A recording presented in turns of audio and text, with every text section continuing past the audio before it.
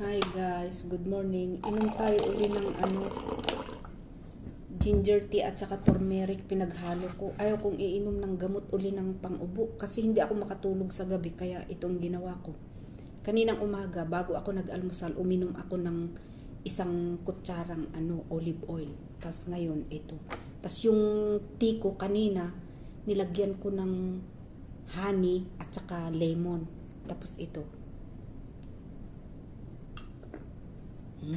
Ito walang asukal.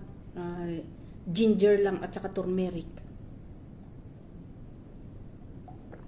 Pinakuluan ko bago ko nilagay dito sa Problema ko kung paano ko tanggalin yung amoy ng turmeric dito. Kasi pang tea ito ng pag may bisita.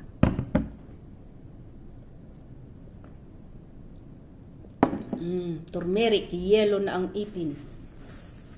Tignan natin kung hindi pa maano yung ubo ko mamayang gabi. Kasi sa gabi sumusumpong, hindi ako nakakatulog. Wala yung maitim na istorbo.